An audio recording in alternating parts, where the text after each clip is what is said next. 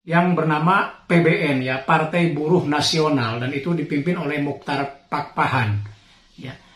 Dan ternyata PBN itu tidak mendapatkan suara yang cukup signifikan, hanya 111.629.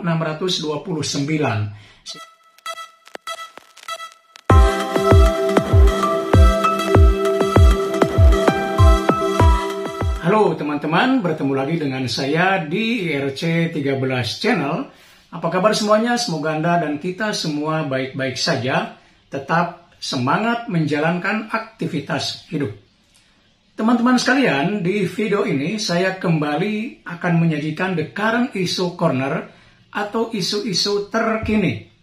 Dan untuk isu kali ini berkaitan dengan berdirinya Partai Buruh, atau lebih tepatnya bangkitnya kembali Partai Buruh. Teman-teman sekalian, seperti kita ketahui bahwa belum lama ini ya, Partai Buruh ya, kembali bangkit ya, dan sekarang dipimpin oleh Said Iqbal yang sebelumnya merupakan Presiden KSPI atau Konfederasi Serikat Pekerja Indonesia. Dan kemudian ya, KSPI bersama 50 Federasi Serikat Pekerja Nasional kemudian mendeklarasikan Partai Buruh, ya. Dan Said Iqbal pada akhirnya terpilih secara aklamasi, karena sampai pada saat pencalonan untuk mencari siapa yang akan memimpin Partai Buruh tersebut, tidak ada satupun yang mencalonkan diri. Karena itu Said Iqbal kemudian terpilih secara aklamasi. Nah, dengan hadirnya Partai Buruh artinya semakin banyak ya, atau bertambah lagi partai politik di Indonesia. Nah, sekarang adalah bagaimana kita melihat peluang sekaligus tantangan yang dihadapi oleh sebuah partai politik baru ya, seperti Partai Buruh ini, yang sesungguhnya bukanlah baru dalam pengertian yang sebenarnya ya. Nah, karena itu pada video ini saya ingin menjelaskan peluang sekaligus juga tantangan. Nah, pertama dari sisi peluang, saya kira memang ada dua hal ya yang mungkin bisa menjadikan ini sebagai peluang bagi Said Iqbal dan seluruh pengurus Partai Buruh yang sekarang. Ya. Pertama adalah dari sisi struktur kepartaian, kemungkinan ya Partai Buruh akan bisa memenuhi persyaratan, yang misalnya kepengurusan di 100% provinsi di Indonesia, karena saya kira KSPI dan seluruh serikat pekerja Indonesia itu jumlahnya cukup banyak, sehingga kemungkinan besar ya Said Iqbal akan mudah memobilisasi atau mengajak para pengurus gitu ya, yang selama ini ada di serikat pekerja untuk ikut menjadi pengurus Partai Buruh. Karena itu saya kira dalam hal ini mungkin tidak akan ada kesulitan. Peluang yang kedua adalah dari sisi program. Artinya Partai Buruh ya dengan mengusung nama buruh sendiri itu sesungguhnya bisa membuat programnya terfokus ya kan pada isu-isu yang memiliki atau yang pro terhadap kepentingan kaum buruh. Ya, misalnya seperti yang dikatakan Said Iqbal sendiri bahwa Partai Buruh ini sebetulnya salah satu yang melatar belakanginya kenapa bangkit kembali adalah kehadiran Omnibus Law, Undang-Undang Cipta Kerja yang kemarin atau beberapa waktu yang lalu sempat menjadi perdebatan yang cukup panjang ya.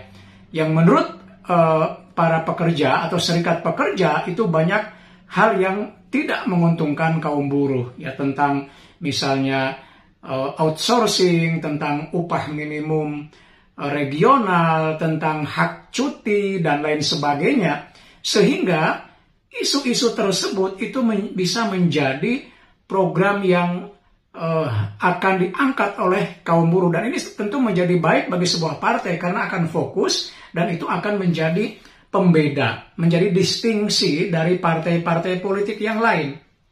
Padahal persoalan distingsi partai ini sesungguhnya menjadi problem tersendiri di dalam konteks kepartian politik di Indonesia ya. Coba aja perhatikan, hampir semua partai politik di Indonesia itu tidak memiliki distingsi yang jelas terkait program-programnya ya, antar satu partai dengan partai yang lain. Nah, dalam hal ini partai buruh punya peluang di sini gitu ya. Oke, itu dua hal tentang peluang. Tapi ada banyak tantangan yang akan dihadapi partai buruh menurut saya ya. Dan tantangannya lebih banyak daripada peluang. Yang pertama adalah beban sejarah. Seperti saya bilang di awal bahwa partai buruh ini bukanlah partai baru, tetapi sebenarnya merupakan kebangkitan dari partai lama. Ya, dengan tokohnya dulu Muchtar Pakpahan ya. Seperti kita ketahui bahwa dulu pada awal reformasi ya, partai atau kalangan buruh kemudian mendirikan partai yang bernama PBN ya, Partai Buruh Nasional, dan itu dipimpin oleh Muchtar Pakpahan ya. Dan ternyata PBN itu tidak mendapatkan suara yang cukup signifikan, hanya 111.629,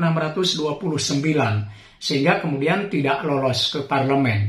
Ya, itu pada pemilu pertama di reformasi ya, tahun 1999. Nah, pada pemilu berikutnya kemudian atau tahun 2004 ya, PBN kemudian berubah nama menjadi PBSD, Partai Buruh Sosial Demokrat. Ya, sehingga kemudian bisa ikut lagi menjadi peserta pemilu, tetapi lagi-lagi perolehan suaranya hanya 0,56 persen atau 636.397 suara. Memang ada peningkatan dari pemilu sebelumnya ya, tapi tidak cukup signifikan ya. Nah, kemudian di pemilu 2009 berubah nama menjadi Partai Buruh. Betul-betul tanpa ada embel-embelnya ya, Partai Buruh, dan mendapatkan nomor urut 44. Ya.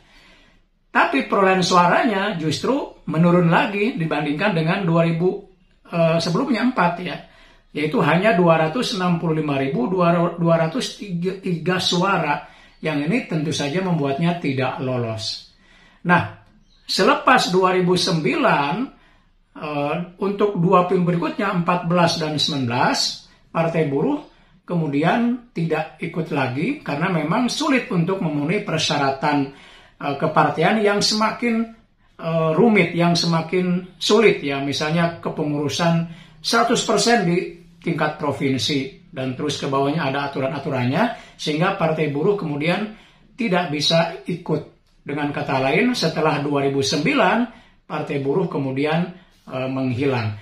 Nah, sekarang inilah kemudian bangkit kembali dengan namanya tetap Partai Buruh ya, yang dipimpin oleh Said Iqbal. Jadi ini menurut saya ada beban sejarah yang cukup berat bagi Said Iqbal dan kawan-kawan ya, untuk nanti kalau lolos pada pemilu 2024 nanti bisa mendapatkan suara yang signifikan gitu ya. Bagaimana dia bisa menghapus beban sejarah tersebut, itu tantangan besar yang pertama. Yang kedua adalah tentang figur kuat. Bagaimanapun di Indonesia ini atau partai politik di Indonesia ini masih mengandalkan kefiguran, ketokohan gitu ya. Partai Demokrat mengandalkan SBY, Susilo Bambang Yudhoyono. PDIP misalnya Megawati yang notabene anak Soekarno, jadi Trah Soekarno, dan lain-lain sebagainya. Jadi itu akan sangat kelihatan gitu ya. Sementara di Partai Buruh tidak ada figur yang punya kekuatan seperti yang tadi saya sebutkan ya. Nah, saat ini hanya Said Iqbal sebagai ketua atau presiden Partai Buruh. Jadi menurut saya akan kesulitan. Yang tantangan yang ketiga adalah tentang dana. Seperti dikatakan Said Iqbal bahwa dana hanya akan mengandalkan iuran dari anggota. Katakanlah targetnya 100.000 anggota.